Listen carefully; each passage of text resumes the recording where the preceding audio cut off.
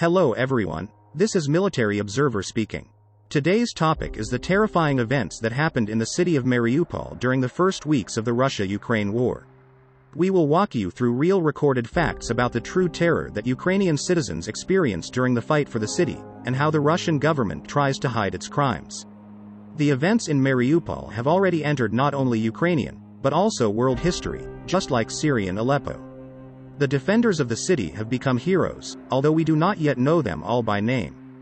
Firstly, we would briefly go through the first few days before the city was totally encircled.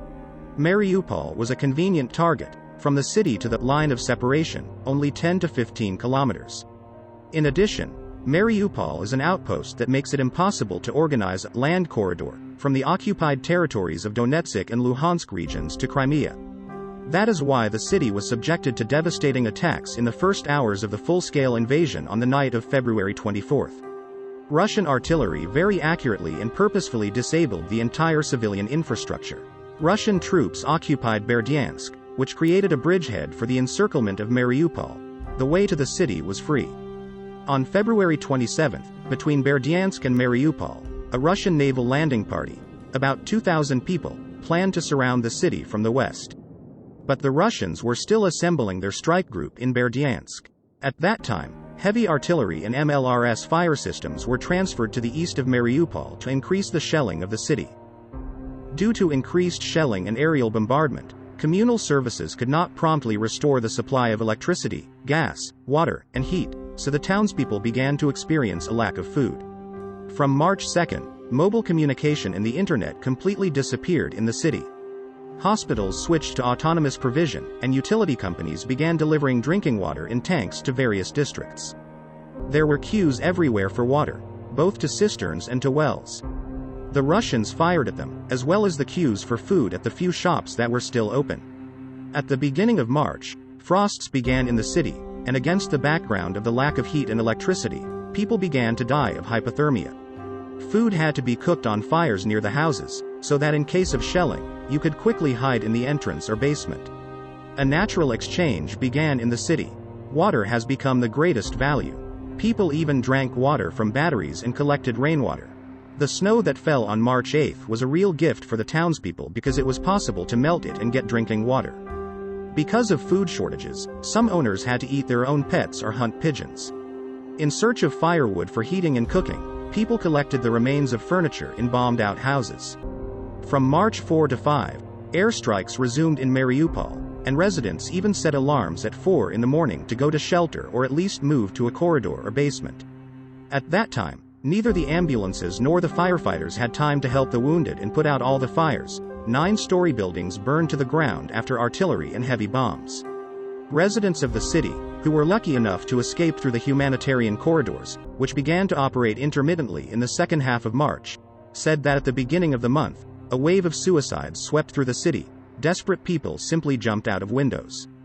They were trapped in bombed houses, so this seems like an alternative to be starved to death. On the 16th of March, a Russian bomber dropped a heavy bomb on a building of Mariupol Drama Theater. It was used by civilians as a shelter and point of evacuation.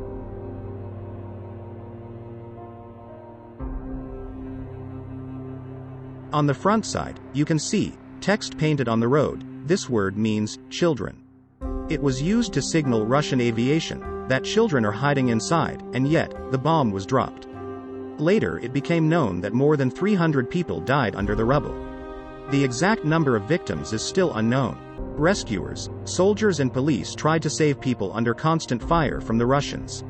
On March 19, the Russians bombed another building with a large storage facility in Mariupol, an art school that housed about 400 civilians. Rescuers could not get there due to constant airstrikes and artillery fire. Mariupol was under constant shelling for almost 2 months, and 90% of the city was destroyed. The mayor of Mariupol published information about mass burials in the suburbs, Mangusha, Vinorodny, Stary Krim. In the village of Mangush, the occupiers could bury 3,000 to 9,000 people from Mariupol. This is indicated by comparison with satellite photos of the burial in Bucha, where 70 people were found. In the Maxar images from April 9, the sector of mass burials in Mangush is 20 times larger. The occupiers dug new trenches and filled them with corpses every day throughout April. Our sources report that in such graves bodies were placed in several layers. On the Planet satellite images from April 20th, the size of the mass grave in Vinogradnoye is 45 by 25 meters. At least 1,000 Mariupol residents killed by the Russian army may be buried here. The satellite recorded dug trenches also on the territory of the old Crimea cemetery. They appeared on March 24 after the village was occupied by the Russians. On the Planet satellite image, you can see that their length is 60 to 70 meters. 2 weeks later, in the picture from April 7, the burial site has increased. On April 24, new trenches were recorded. The length of the mass burial site increased to more than 200 meters. Also, in Mariupol itself, despite prohibitions, people continued to bury the dead in yards.